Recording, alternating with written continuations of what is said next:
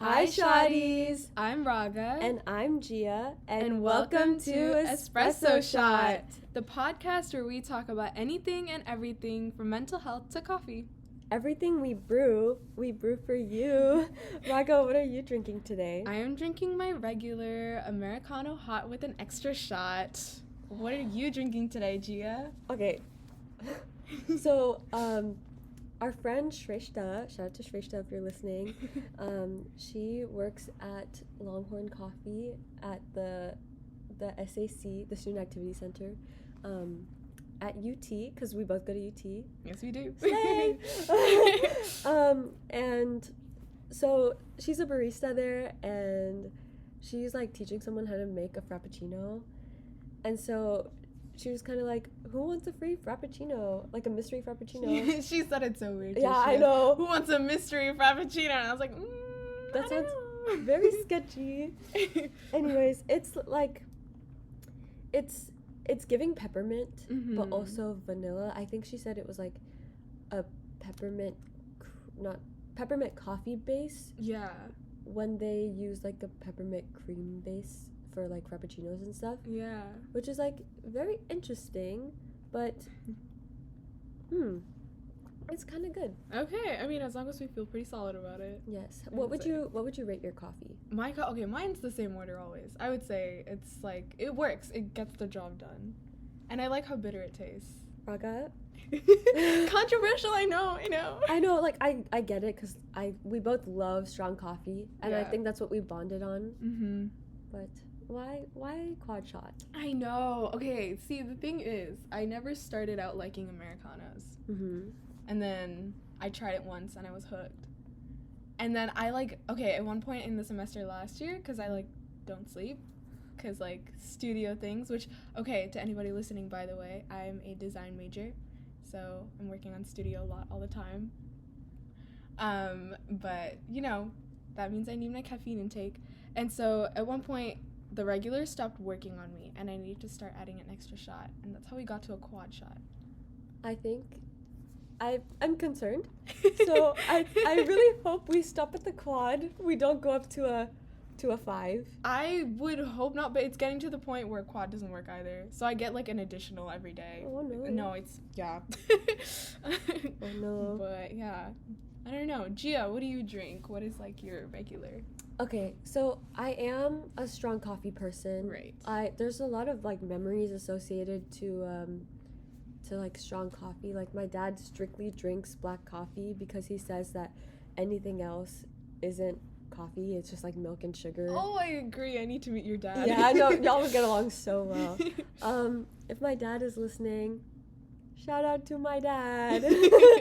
And I don't know. So that's how I started drinking coffee. I would drink instant black coffee. Mm-hmm. And then eventually I started experimenting with flavors, and I'd add my chocolate syrup and then my almond milk, and then make myself a little mocha. Yeah. But if we're talking about Starbucks drinks, I tend to get a caramel latte with an extra shot of espresso. Because I like my strong coffee, but I also like it to have a nice even sweetness. But if I'm feeling iced, I'll do the same thing iced, or I'll do it's very specific, a cold brew with some almond milk, a pump of hazelnut, and a pump of white mocha. And it's really good. It's not overpowering in sweetness, but it's also nice and strong. But also, I have 3 typical Starbucks orders, and my third one is a strawberry acai refresher with lemonade. Ooh. Okay, so not caffeinated at all. Yeah. It has a little bit of caffeine, but nothing compared to Miss Raaga's quad shot. Yeah. Okay, and to all our espresso shotties listening at home, get your daily dose of Java juice and come have a seat with us. We're all just so happy to have you, and yes. Yeah. All are welcome, and we love you. A latte. Yes. By the way, you will be hearing coffee puns from both of us. Oh, absolutely. Yeah. All right. Time to get into the milk and cream of this episode. Yes. Okay, so Jia, I talked about my major just a little bit. Do you want to talk about yours? Yes, of course. So I am a music education major, but I'm switching to advertising. Fun fact, I've never taken a music ed class at UT. I was in marching band for 4 days, and then I was like, this does not feel like my crowd. Like, I love the people, but I wanted to do something that involved like networking, and I want to live in New York one day. And with music ed, it's I personally feel it's kind of hard to move around when Texas is like the hub of music education. And so that's like a huge decision. But also, speaking of major switches, Raaga, you should talk about that. Oh, yeah. Okay, yes. Which first, I didn't know Texas was the hub of music education. That's really interesting. But yeah, so my major, as much as I love design, I've done design for so long. And honestly, it did feel like the most logical path for me. I like grew up doing art. I painted for a really long time. Everyone was like, you're gonna be an artist, and I was like, yeah, I'm gonna be an artist. And I was like, let's do this, fine arts. And then I realized there is no money there. I would be broke. So that's how I switched over to design, and I was very skeptical at first. I remember too, because I was like, it's not like it's painting. You sit in front of a computer, how hard can it be? And then I started doing it, and it was like very, very difficult, but like the good kind where you feel like it's the right place for you to be. Yeah. And that was like most of high school. I did like design projects for people, and I love that it like worked with people, and it's not just about like you doing art and you focusing on you. But then I got here, and you know, the design program, I feel like it promised to be really like progressive and the next big thing in design and focusing on how you can help people. And I was doing all the classes, and I have to say it's been a lot of old-fashioned thinking, and it very much felt like a freshman year of high school art class. So then I was like, I don't know if this is even the right decision for me.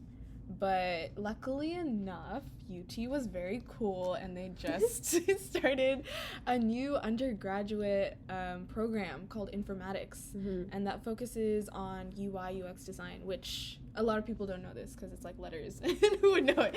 But so that's basically like app design, user research, that kind of thing. And I was like, that is definitely what I want to do. Shout out to Shrestha again. Yes, Queen She's Shrestha. the one who introduced me to it, and she is why I am very much set on transferring. But that is where we're going now, and I want to work in health tech. So. Oh my gosh, I did not know this until you said it. Yeah. Oh my gosh, yeah. So I want to do UI UX in health tech. So you know, you help people, and that's honestly why I do anything. Helping people. It's like very sweet. Yeah. So there's that. And then we're gonna do something with CS in there a little bit, because I gotta like empathize with the tech bros, unfortunately. And then we're still gonna keep design around, just we're gonna do it in like a little certificate program on the side. Yeah. So yeah, we stay creative. Yeah. But long story short, it is definitely the right move for me.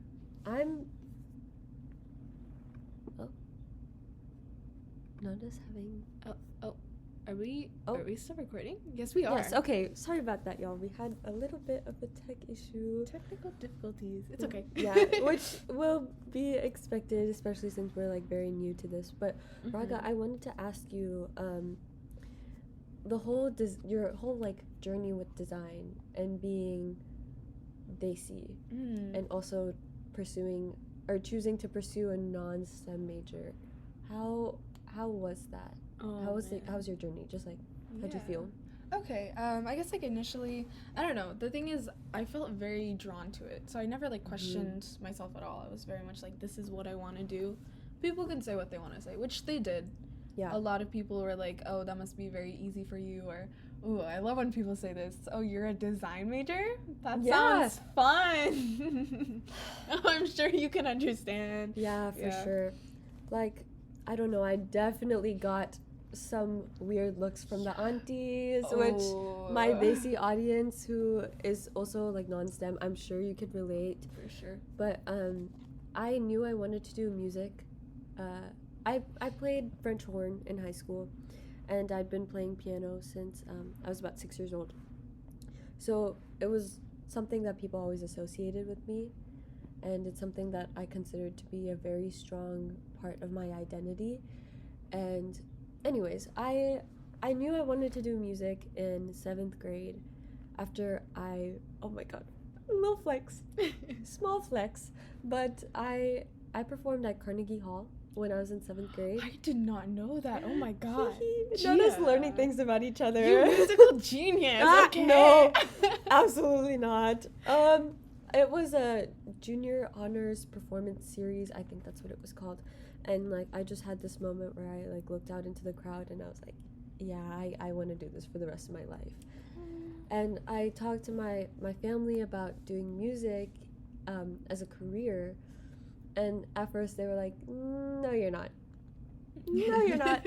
Like, you can do it as a hobby. And I understand that like mindset, but my grandma on my dad's side is a musician also. She's a singer, has a beautiful voice, and she was like a really big part in convincing my family.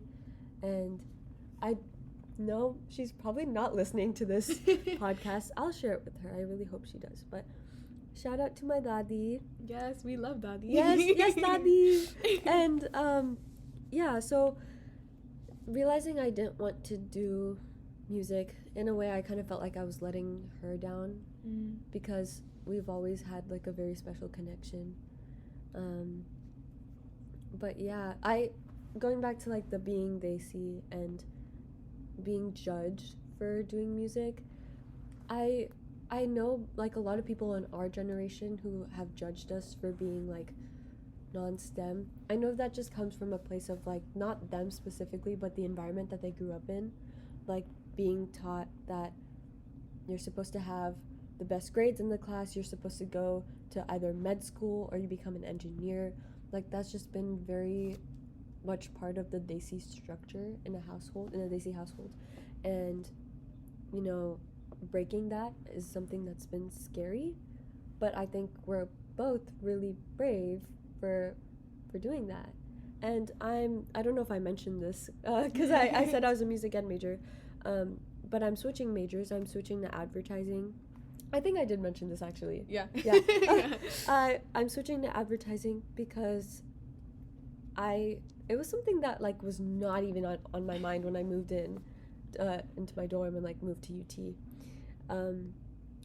But I want to be surrounded by people, and with music education I would be surrounded by kids, which I love kids.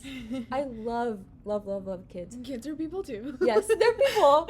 But it's, if I was teaching like a band ensemble, it'd be the same kids over and over again.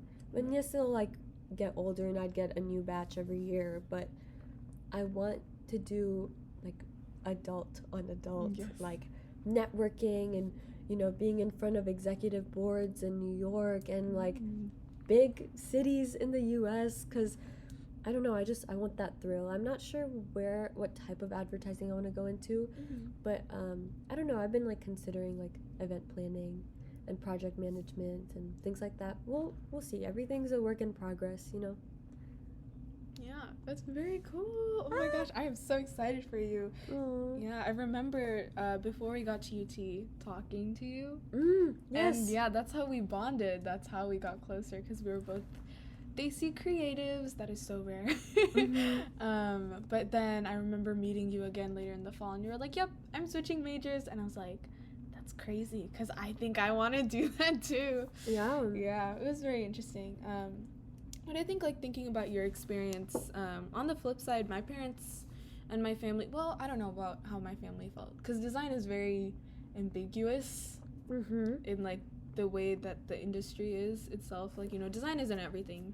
Anything and everything can be designed, and so that's why when I usually said design to my extended family, I would get questions, but after a certain point, they would stop, because it's like, there's only so much you can try to understand and fail to understand, because I feel like when I say design, people think interior design or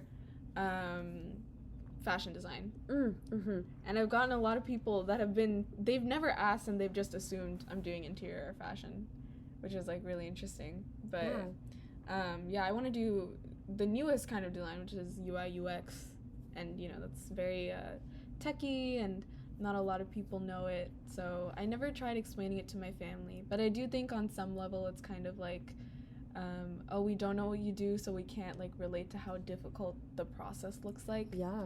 So there's always a little bit of judgment there. Especially from, like you said, the aunties. Yes. Oh man, I remember in high school those desi dinners where all the aunties and the uncles would segregate in like different parts of the house. And then all the aunties would be talking about SAT prep and all of that. And that would never come up for me because yes, SAT prep, but also portfolio things. Yeah, that's like very big for a creative. So I think like judgment from like the smallest parts of it. It was never outwardly like you shouldn't do this, but it was backhanded comments and all of that. But my parents, they both come from very creative households. Yeah. So on my dad's side, we've got writers, teachers, musicians. Wow. So like I've always had endless support, and my mom, she did design.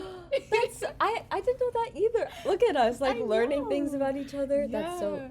Tell me more about that. I want to hear about your mom. Yes. Okay. So she did design for a little while, back when I was a kid. But she made like book covers and stuff. So and this was when design was barely a thing. People wouldn't think, oh, you should hire someone to do a book cover. It'd always be like, go on Microsoft Paint, figure it out. Yeah. But she was working with like the early versions of every software, so she's like she knows what she's doing. Wow.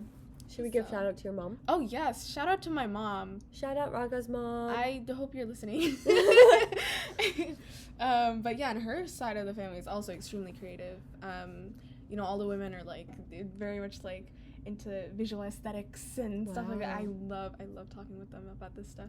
But both sides of my family very creative, and so I feel like if I sat down and explained design, I feel like they'd get it. Yeah. But they were always supportive of it, and it was just coming here and seeing people here kind of judge me about it a little bit more. But at that point I was very set. I was like, sometimes you do things and you just know that is the place you have to be, and that's where you can make the most impact in the world. So other people can't, deter you from it, is kind of where it came from. Yeah. Yeah. For sure. Yeah. Thank you for sharing. Yeah. I loved hearing that. And we've mentioned it a few times, but we go to UT Austin, and I wanted to like ask about how was the process of choosing the college you wanted to go to? Ooh, okay. I guess for me it was very easy. I was very set on, okay, that's a lie. I wasn't very set on IT. So I started high school and I was fully intending on going to USC or Cal Arts. God. Oh my really? God. Yeah. Oh, that is so cool. Oh, my straw just made a weird noise. Now me drinking my frappuccino, my mystery frap. Your mystery frap. Sorry, I didn't mean to interrupt you. Okay, so you were talking about colleges and yes. USC and Cal Arts. Ooh. Yeah. Ooh. Because back then I still wanted to be in animation. We had a very short phase of time where I was like, I'm gonna work for Pixar and make like kids movies. It never felt right. I feel like that's the thing with me in design. Like I was like, I know I'm good at it and I know I could do a good job, but it never fully clicked until I sat down and I thought about it the summer before college apps. Yeah. And then for the shortest period of time, and I say the shortest period of time because I can guarantee it was maybe 3.5 weeks. I was like, maybe I should be a doctor, which has never happened in my entire life. Which, me and being a doctor would never, ever work. We're not compatible. But I was also like, I think the only reason I do anything is to like help people or affect people's lives in some way. And so when I sat down, thought about it, I was like, I think I want to do health care and design, something where it mixes the two, because health has so much to do with people, but it like lacks the empathy, and design is all about empathy. So it's like slowly starting to grow, design in health tech. So that's when I came to that conclusion. That's when I was like, I think I want to go to UT for sure, because UT has a grad program that's specifically for design in health. I think it's called Design Institute of Health or something like that. Uh-huh. It's like so specific to the two main things that I want to do. Mm-hmm. And it's also very niche at the moment, so I was surprised that they had a program. So I was like, you know, you go to UT, you can kind of like meet people that are in that field, you know, like speak to professors that kind of have connections to the field, and that's where I came from. And I think knowing my portfolio too was kind of like, I feel like I'll get in, I feel like I'll go there. But Yeah. I was so sad that UT was the only school that I even considered ever. Wow. At all. Safety schools, yes, but I was like, I know I'm gonna go to UT. Yeah. And then, you know, I came here and I was like a little disappointed by the program. But the good thing though is that there was options. Mm-hmm. So yeah. What about you? What did you consider? How was the process for you? Okay. So, getting admitted as a music major, very intense. It's a lot. It's rounds of auditions. You submit your regular app just like everyone else, and you have a preliminary round, which is recordings of auditions, and then you do your in-person. But all my in-person auditions were over Zoom. It's funny because I toured UT like my sophomore year. Not even toured, like my family was going to, I think, San Antonio, and we were driving through Austin. They're like, let's drive through UT, and I was like, no, I'm not going to UT. I don't know why I was so against it. I just did not want to go to UT. And so a few years go by. New York has been my dream like all this time. And I got into NYU for music education, and I think it's the Steinhardt Steinhardt College of Education, who also has like music education. And I got in, but it was just too expensive. And something that I wanted was big city feel. I wanted a place with a really good music program, connections, and UT has a really good music program too. So it was just kind of like, I don't know what to do, but NYU again, just too expensive. And so Austin just kind of felt like the next biggest thing. And the more I started to think about UT, the more I just kind of like fell in love with it, and fell in love with the idea of just being here. And then I made another visit to UT. By this point, I was already like considering roommates and everything. I found my roommate, her name is Michelle. Shout out to Michelle. And we just clicked instantly, and something about her just like felt like home to me. And then like I was saying, I toured campus and fell in love with the atmosphere here. I love the music building. I love just like looking at the tower, and I remember walking around campus and being like, I can see myself sitting on the front lawn. Like I can see myself studying on that bench over there. Like I could like almost see it happening. Yeah. And I kept really weird, but I kept getting deja vu. Ooh. Or should I say deja brew? Oh no. No, not the bad coffee puns. I told y'all that they were coming. You didn't see that one, Raaga. You didn't. I got you by surprise. Yeah. I did. Oh god. Yeah, my dad and I both got deja brew. Oh no. This is a thing now. Yeah. When I got here, and something about that just felt very comforting to me. And so I don't know, I remember the second I got home, after that 3-hour car drive. I'm from Dallas. I'm from the Dallas area. I'm from Frisco. The second I got home, that's when I was like, I clicked that accept admission button.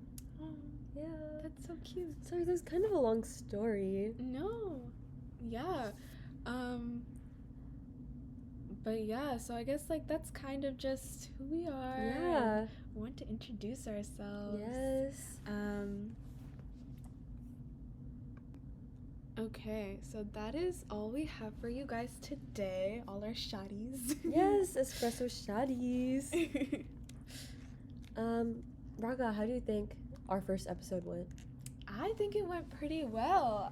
I learned things about you. Yeah, I learned things about you too. Like things like I really got to know you. I feel like we knew each other, but like we didn't like know the little details. Yeah, I'm very happy about it. And this is only the first episode, so I'm very, very excited to see what's in store for us.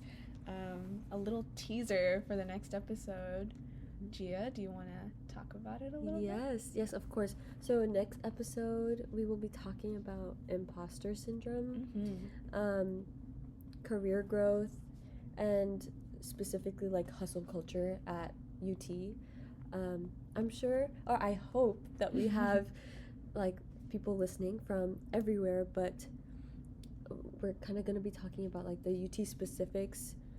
But I mean, of course, this is all like general too. Everyone deals with imposter syndrome. I'm sure everyone will relate to it. Yeah, and that'll be coming out soon. So please look at our Instagram, Espresso_shotties, and that's SHOTTIES. Like, get it? Like shoddy, but like espresso shot. Espresso shotties. Okay. Yeah, are you doing okay, Raaga? Yeah, how are you doing, Jia? I feel great. I was so nervous at the start. Like, I think I was talking a little bit too fast, but like, it's okay. I always talk fast. We got the quad shot. Yeah, no, I'm like shaking a little bit. Even this is like my second coffee of the day. Oh, I see. I've had to cut down on coffee. It's been kind of bad. No, I should. Theoretically, I should. Yes, please. Okay. Yeah. Anyways. All right. And Raaga and I have one more coffee pun for you. Oh, yes. And that is, have a brew-tiful day. Bye, guys. Bye.